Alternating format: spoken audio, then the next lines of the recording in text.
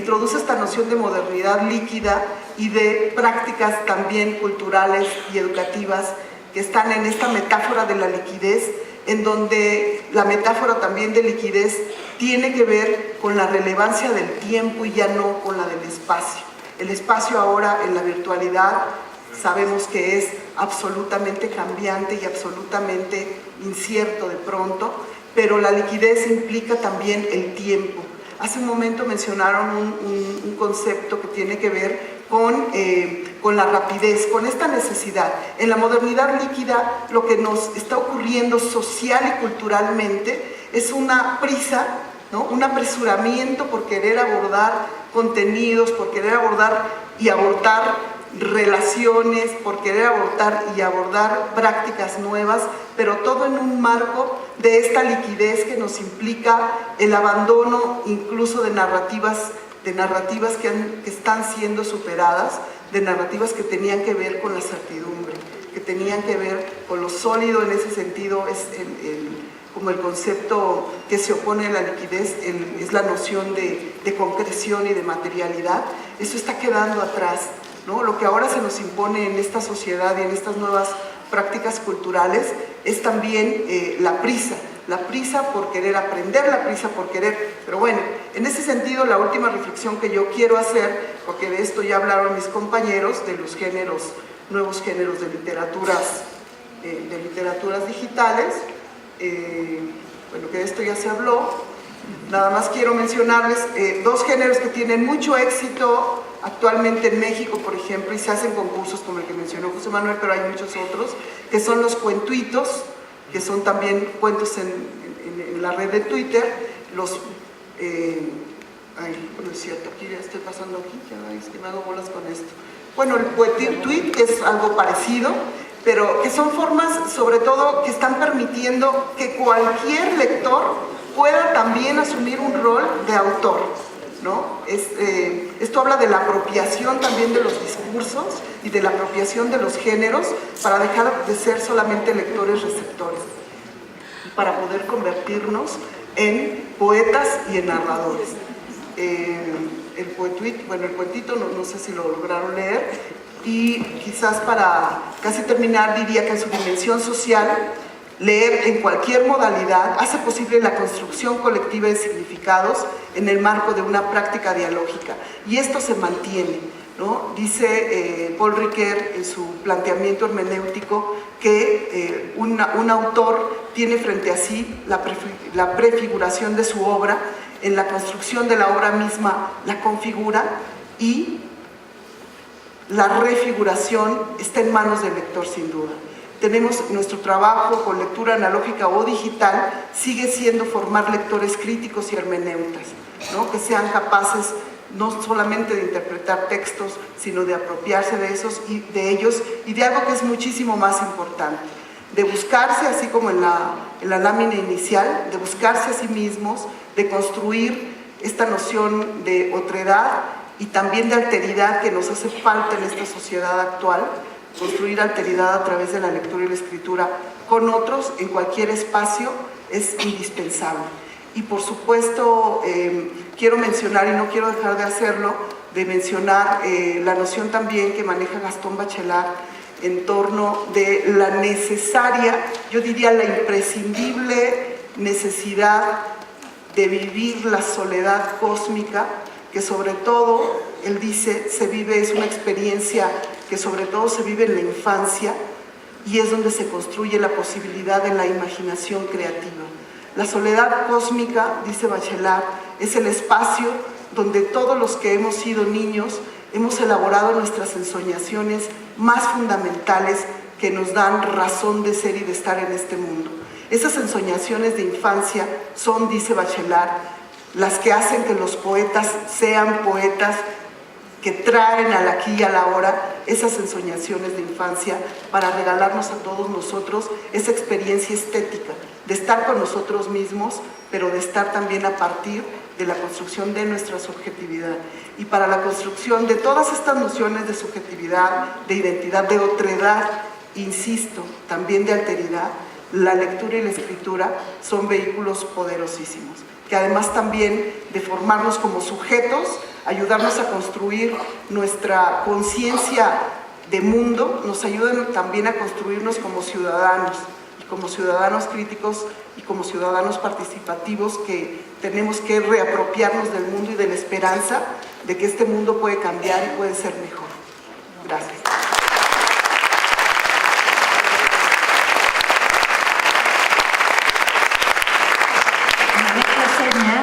¿Se oye? Sí. Me han hecho señas de que solo tenemos 10 minutos para conversar. No me importa porque me parece que valía mucho más la pena escucharlos a los tres.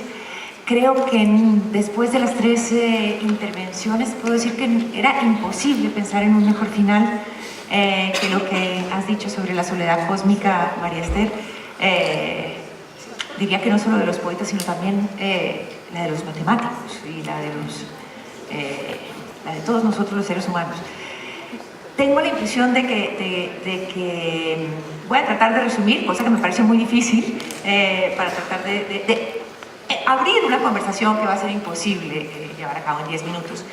De alguna manera me da la impresión, Inés, de que tú has girado alrededor de la inmensa conversación alrededor de los libros, alrededor, si se quiere, de una lectura un poco más tradicional, pero cómo esa lectura se ha visto multiplicada por infinidad de canales en la red, y nos has dejado con la inquietante pregunta sobre quiénes son los dueños de esos canales, sobre quién controla esos espacios donde todos conversamos y donde estamos oyendo y participando en conversaciones sobre los libros.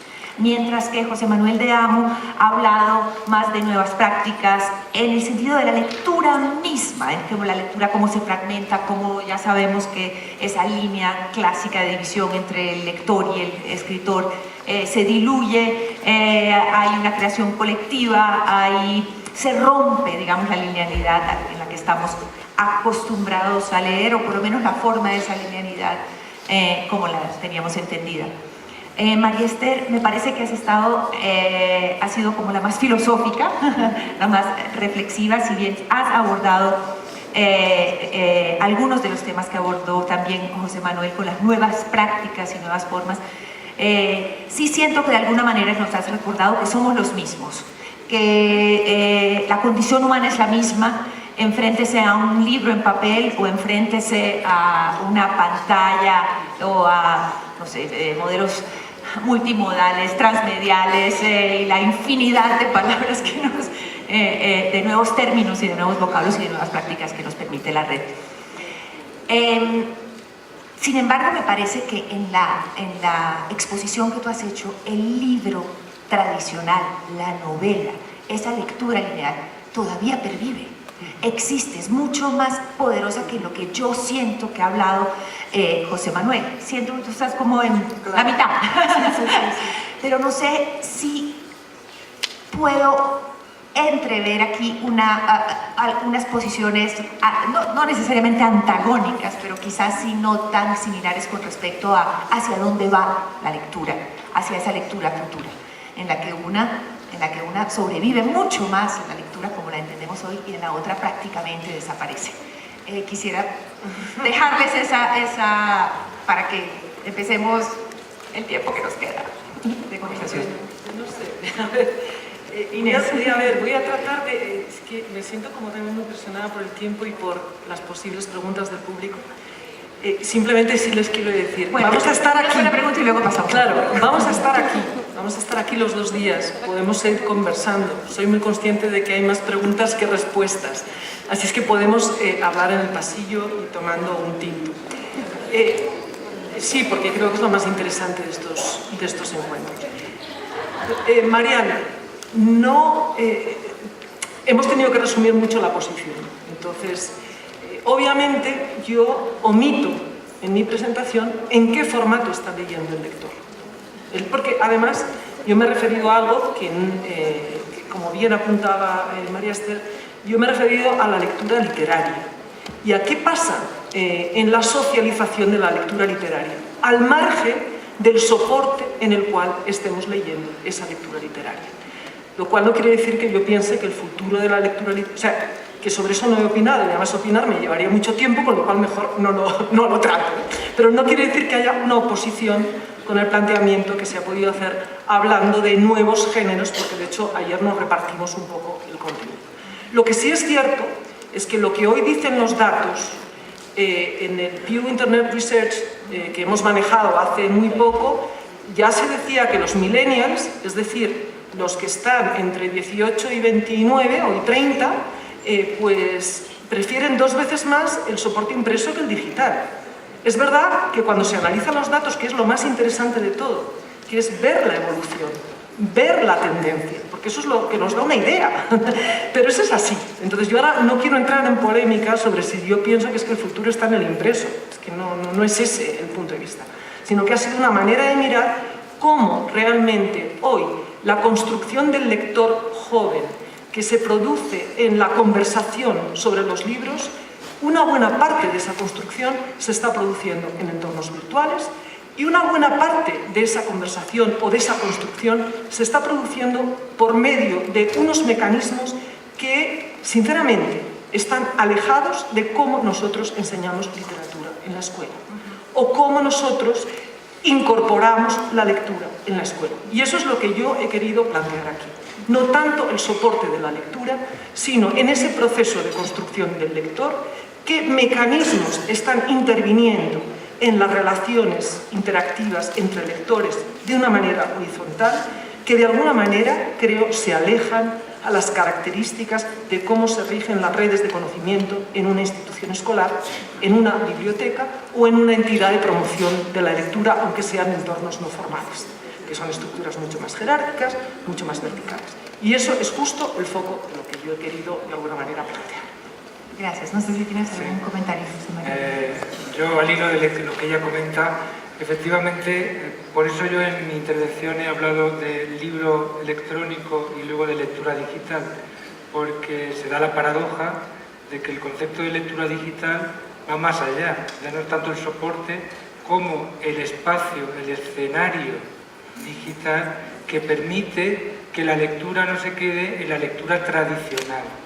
Es decir, no solamente en una interacción de yo lector con el libro y ahí acaba todo, sino el espacio virtual es el inicio, o es el que me permite a mí que la lectura sea el inicio de un acto que va mucho más complejo, que es el acto de la creación, lectura-creación. Y esto me lo está permitiendo el espacio, la cultura participativa que ha generado el espacio y los espacios de afinidad apasionada. Es decir, que se reúna gente de Honolulu con los de Almería y con los de Finlandia a hablar de un interés muy específico sobre algo y que se genere una gran cantidad de contenido lector o de lo que quiera sobre eso, eso tiene un potencial formativo absoluto. Y ahí es donde está la clave de la lectura digital, no tanto en el soporte en el que se lea. Bueno, gracias. Me han dicho que quieren hacer preguntas. No. Ok. Tenemos que... Bueno, una. Pero María, nos ofrecemos en los pasillos y bueno. Ahí hay una pregunta. La verdad es que a mí sí me interesa saber si estallará o si ustedes que tienen una información mucho más precisa que la que puede tener uno al respecto, si la lectura lineal estallará y morirá y será finalmente reemplazada, sin apocalipsis, sin distopías, por una lectura fragmentada, multimodal, una lectura creativa. A mí sí me interesa saber si la lectura va hacia allá y sí me gustaría que aventuraran que especularan una respuesta. No hablemos de soporte, muy bien, hablemos de distintos modos de lectura, pero yo me pregunto si esa lectura en la que crecí yo, en la que probablemente enseña, a la lectura que probablemente enseña la mayoría de los docentes que está aquí, es una lectura que definitivamente cambiará. A mí me interesa saber eso, María Esther. Pues muy brevemente, yo no soy tampoco apocalíptica, yo creo que leer de maneras diversas es lo mejor que podemos hacer, aprender a hacerlo, aprender a interactuar con todo tipo de textos y de géneros, pero me parece sí que el libro en sí mismo como objeto cultural físico y de papel ha permitido y va a permitir, creo, porque cada vez lo veo más, crear vínculos cuerpo a cuerpo. Y eso sí que es insustituible. O sea, crear un vínculo afectivo con la mediación de un libro, como decía Yolanda Reyes hace rato, con un niño en las piernas, eso me parece que es insustituible. Ahora, claro que dices tú, lo puedes hacer también con una tableta, sí, pero resulta que yo no creo en el fin del libro de papel definitivamente, pero sí creo en la coexistencia, ¿no? En la coexistencia. Y los vínculos face a face o cuerpo a cuerpo, creo que tienen un poder que ninguna tecnología va a superar. A mí sí me lo parece. Yo quisiera terminar una cosa. Yo me imagino el público oyéndolos a ustedes acá, por favor, 3 minutos más.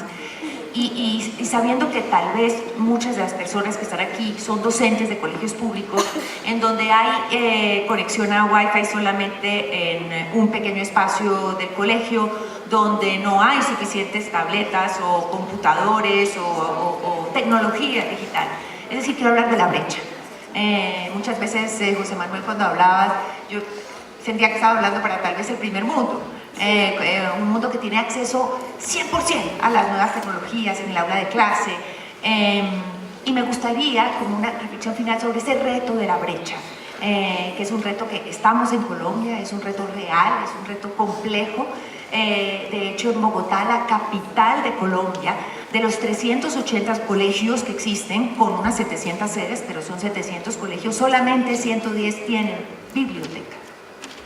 No digo biblioteca digital, digo biblioteca escolar. Entonces hay unos retos muy grandes sobre los cuales a mí me gustaría oír como algunas reflexiones, ya que estamos aquí. Sí, precisamente esa es una de las cuestiones que hemos debatido los tres antes de entrar, el de la brecha digital en Latinoamérica.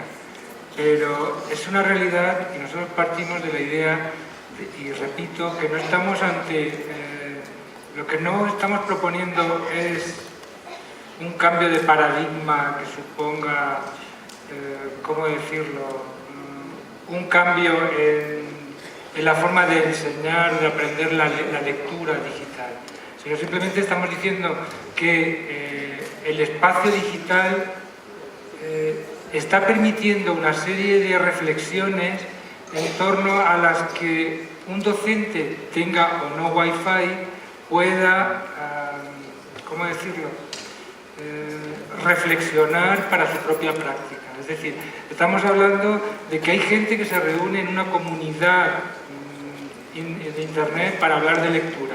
Pues convirtamos esa bondad en una realidad del aula, en la que exista el aula como un sitio donde se negocia la lectura, un sitio donde el valor social de la lectura se genere en torno a esa construcción de esa comunidad. Nosotros pertenecemos a una comunidad que a lo mejor no estamos en el Wi-Fi, pero sí que estamos juntos. Entonces, esa es la bondad que a mí me gustaría que permaneciera.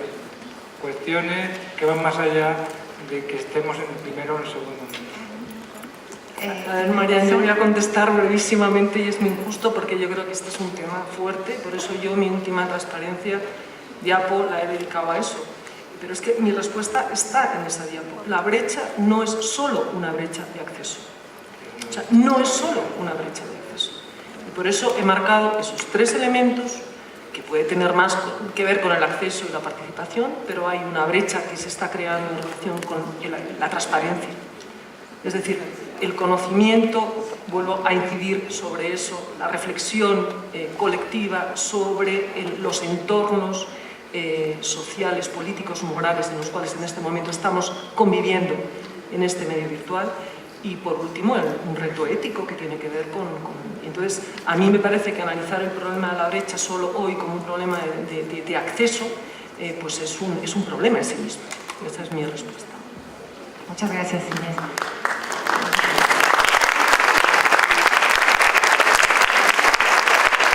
Quisiera también preguntarte la misma pregunta y ya con eso terminamos. Sobre la brecha, yo vengo de México, de un país que es muy semejante a Colombia, y hay contrastes.